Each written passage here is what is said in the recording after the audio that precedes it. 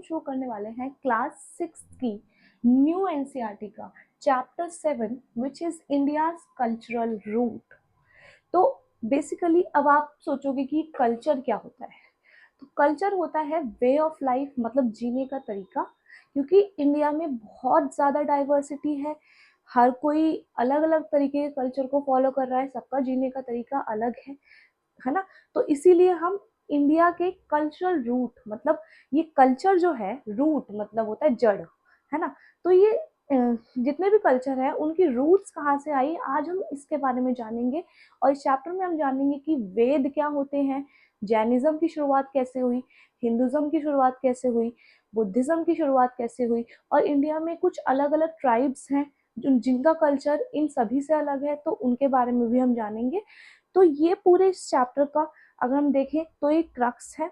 और इस आपके चैप्टर के इंट्रोडक्शन में जो शुरुआत में हम पढ़ते हैं तो उसमें बताया हुआ है कि इंडिया का कल्चर बहुत ज़्यादा डाइवर्स है, लेकिन हर एक जो कल्चर है वो एक सेम चीज़, मतलब कि उनका जो एक सेम एक ट्री की तरह बताया इन्होंने कि सारे जो कल्चर है एक दूसरे से कनेक्टेड है, और सेम ही जगह से उनकी जो ये जो रूट्स हैं ये निकली हुई हैं।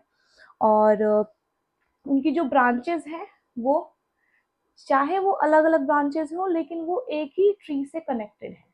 तो ये बताया हुआ है कि मतलब सभी कल्चर्स का जो मेन एसेंस है वो एक ही है। और different different school of thought भी आए इंडिया में, जैसे कि मैंने आपको बताया बुद्धिज्म, जैनिज्म, ठीक है। अलग अलग स्पिरिचुअल सीकर्स आए। स्पिरिचुअल सीकर होते हैं, स्पिरिचुअल का मतलब क्या है, मतलब वो हमारे सोल से रिलेटेड है, आत्मा से रिलेटेड है। अगर हम अपने बारे में ज़्यादा जानने लग जाते हैं, बहुत ज़्यादा मेडिटेशन करते हैं, तो हम स्पिरिचुअल बन जाते हैं, ठीक है। और स्पिरिचुअल सीकर होते हैं मंक, संत, महात्मा, संत महात्मा, ये सब लोग जो है वो स्पिरिचुअल सीकर होते हैं। तो ऐसे ही पास्ट में भी बहुत सारे स्पिरिचुअल सीकर आए जिन्होंने अपने थॉट्स लोगों को बताए और लोगों ने उनको फॉलो किया और उनके कल्चर उस हिसाब से डेवलप होना शुरू हुए, ठीक है। तो ऐसे ही इंडिया के डिफरेंट डिफरेंट कल्चर है जिनके बारे में आज इस चैप्टर में हम शुरू करेंगे। और ये जो चैप्टर है, इससे पहले जो चैप्टर हमने किया था इंडस इंडस वैली सिविलाइजेशन के बारे में, ठीक है, उसके बाद से ही इस चैप्टर को की हम शुरुआत कर रहे हैं। तो मतलब कि इंडस वैली सिविलाइजेशन पहले हुआ, जब इंडस वैली सिविलाइजेशन का एंड हो गया तो उसके बाद वैदिक कल्चर की शुरुआत हो गई, और वही आज हम पढ़ने वाले हैं। और अगर हम इस चैप्टर को अच्छे से समझते हैं तो हम India that is Bharat, India that is Bharat जो हमने चैप्टर पढ़ा है, मतलब इंडिया को एज अ होल हम अच्छे से समझ पाएंगे। क्योंकि इंडिया में इतने सारे कल्चर हैं कि अगर आप इंडिया के कल्चर को समझ सकते हो तो आप इंडिया को भी समझ पाओगे, ठीक है। सो ये है पूरे चैप्टर का क्रक्स। आई होप कि आपको अच्छा लगेगा, और लेट्स मूव अहेड। तो चैप्टर का जो इस चैप्टर का जो फर्स्ट टॉपिक है वो है द वेदा एंड वैदिक कल्चर। तो सबसे पहले ये वेदा क्या होता है, ये जो वर्ड है वेदा, इसका मतलब होता है कि विद्या, मतलब ये जो वेदा जो वर्ड है वो संस्कृत वर्ड विद्या, विद से बना है, जिसका मतलब होता है विद्या। विद्या मतलब नॉलेज। तो जितने भी वेद हैं वो हमें नॉलेज प्रोवाइड कर रहे हैं डिफरेंट डिफरेंट सेक्टर्स में, अलग अलग सेक्टर्स में। जैसे कि अभी अगर मैं आपको मोस्ट इम्पॉर्टेंट 4 वेदास की बात करूं तो वो है, सबसे पुराना है ऋग्वेद, देन है यजुर्वेद, फिर समवेद, और फोर्थ है अथर्ववेद, ठीक है। ये 4 वेद मोस्ट इम्पॉर्टेंट है। और इसमें इन वेदों में लिखा क्या है, मतलब लिखा किसने, ये लिखे गए हैं ऋषि और ऋषिकास के द्वारा। ऋषि मतलब जो मेल सेजेस, मेल संत लोग होते थे, ठीक है, और फीमेल जो संत होती थी उनको ऋषिकास बोला जाता था। तो ऋषि और ऋषिकास द्वारा इन्हें लिखा गया। और ये कौन से रीजन में लिखे गए, ये जो वेद हैं ये लिखे गए सप्त सिंधव रीजन में, जिसकी बात हमने इंडस वैली सिविलाइजेशन वाले चैप्टर में की थी। सप्त सिंधव रीजन, नॉर्थ वेस्ट, इंडिया का जो नॉर्थ वेस्ट वाला पार्ट है वो है सप्त सिंधव रीजन, जहाँ पे हमारी सातों नदियाँ बहती हैं, इंक्लूडिंग सिंधु को मिलाकर उसकी 5 ट्रिब्यूटरीज, और 7th है सरस्वती, ये 7 नदियां जहाँ पर बहती हैं वहीं पर उसी रीजन में इन वेदों को लिखा गया, उसी जगह पर इन वेदों को लिखा गया। और ये कब लिखे गए? 5th मिलेनियम बीसी से लेकर 2 मिलेनियम बीसी ई तक। ठीक है, इनका जो टाइमिंग है वो ये है, एग्जैक्ट टाइमिंग अभी तक नहीं पता है, तो फिफ्थ मिलेनियम बीसी से लेकर 2nd मिलेनियम बीसी तक ये लिखे गए। और इस चैप्टर में हम जानेंगे कि मतलब कि फेमस हाइम्स क्या थी, वेद वेद जो फेमस है, वेद में फेमस हाइम्स भी तो होंगी ना। हाइम्स होते हैं कि 2-3 लाइन जो मतलब कि जो हमारे वेदों में लाइंस लिखी गई हैं उन वो ज़्यादातर 2 या 3 लाइंस में लिखी गई है संस्कृत में।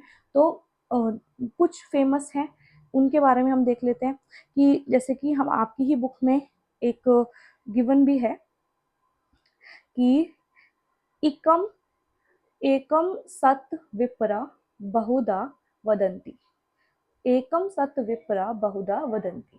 तो इसका मतलब क्या है? The existence is one but sages give it many names. मतलब एग्जिस्टेंस जो गॉड है वो वन है, वो एक ही है, लेकिन उनके नाम सेजेस जो संत थे उनके नाम उन्होंने अलग अलग दे दिए हैं, लेकिन वो है एक ही।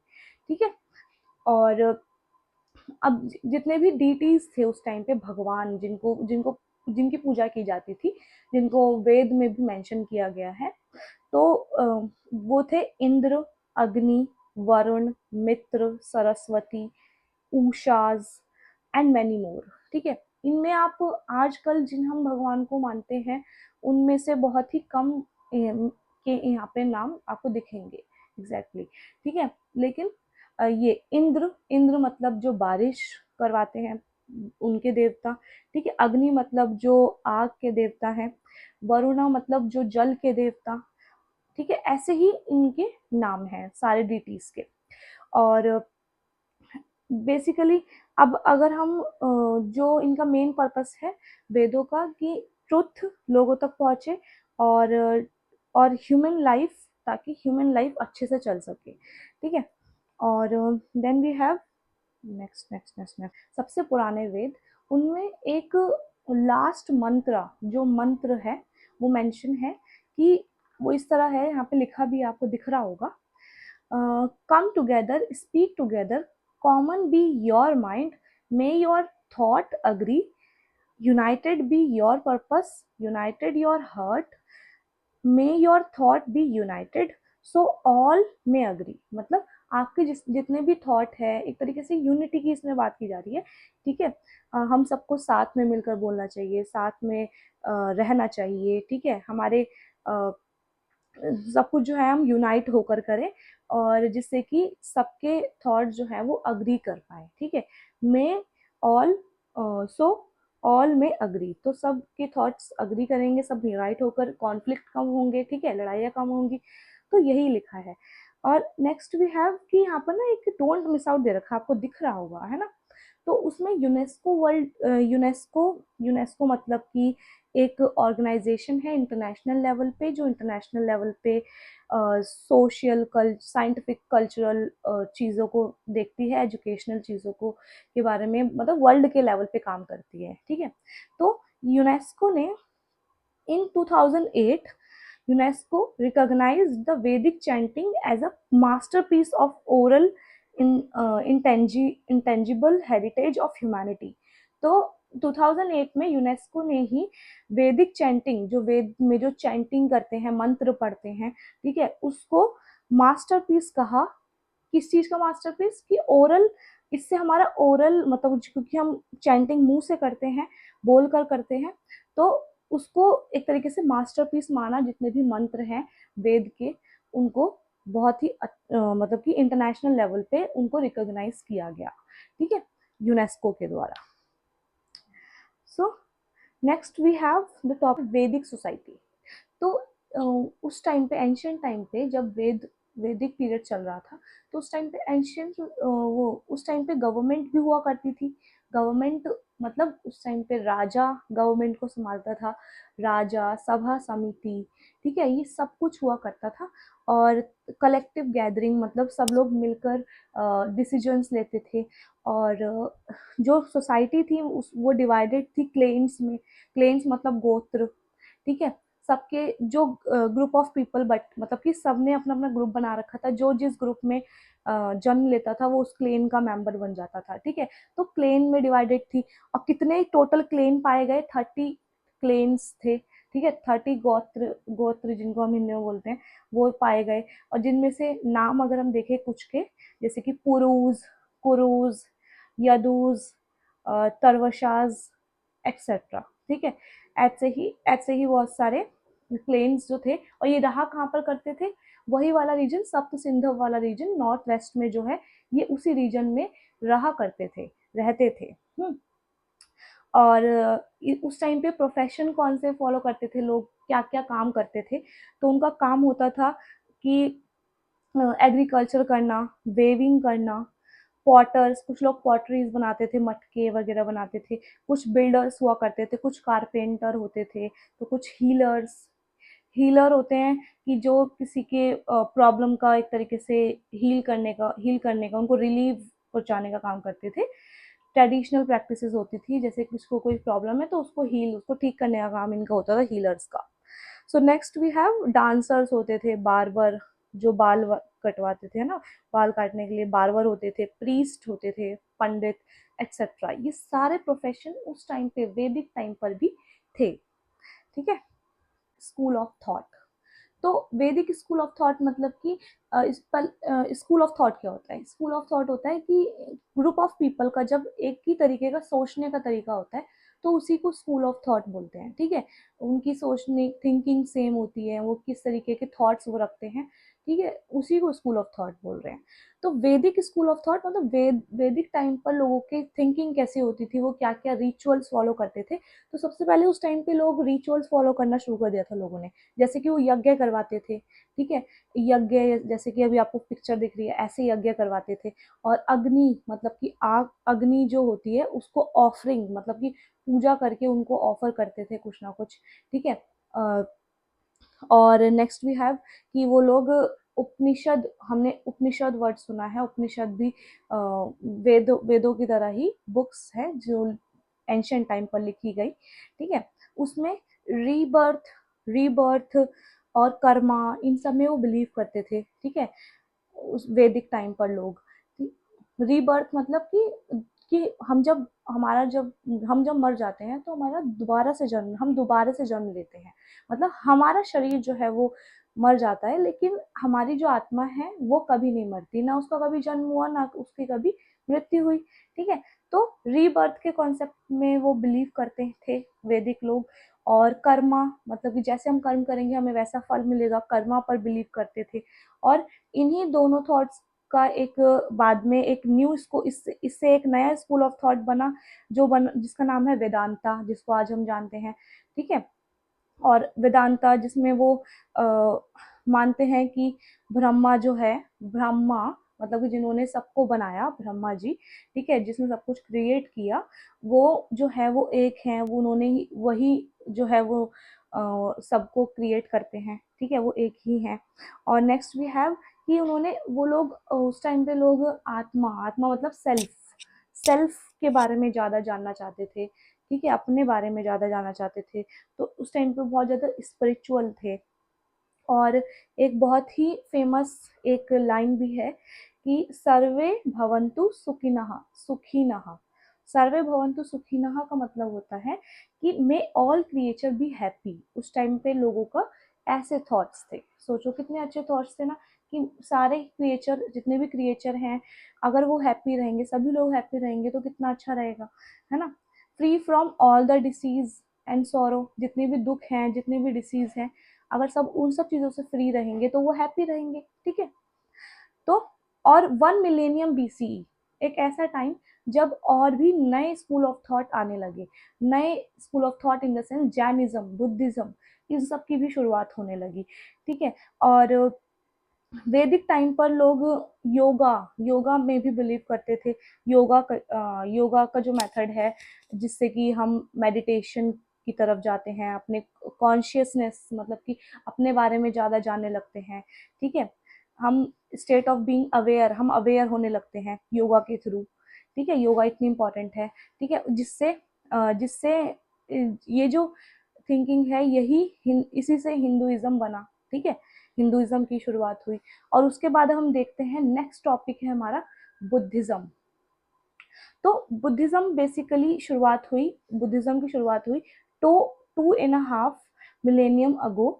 ठीक है, तो एक सिद्धार्थ गौतमा नाम के व्यक्ति का जन्म होता है लुम्बिनी में। ठीक है, 560 BC ऐसा माना जाता है कि उस टाइम पर उनका जन्म हुआ। और उन्होंने लुम्बिनी कहाँ पर है, नेपाल में, तो वहाँ पर उनका जन्म हुआ। तो सिद्धार्थ गौतम बहुत ही अमीर किंग के मतलब कि एक पैलेस में रहा करते थे, क्योंकि उन्हीं के वो बेटे थे। तो वो उन्होंने 29 ईयर्स तक बहुत कुछ पढ़ाई की, सब कुछ किया। 29 ईयर्स बाद जब वो अपने पैलेस से बाहर निकले, बहुत अच्छी लाइफ जी रहे थे उससे पहले वो। ठीक है, जब वो अपने पैलेस से बाहर निकले सिटी में घूमने के लिए अपने घोड़े और उसके साथ। ठीक है, तो अपने चैरियट में। तो उसके बाद जब वो बाहर निकले उन्होंने देखा कि एक सिक मैन, बहुत ही बीमार इंसान को देखा और एक डेड बॉडी को देखा।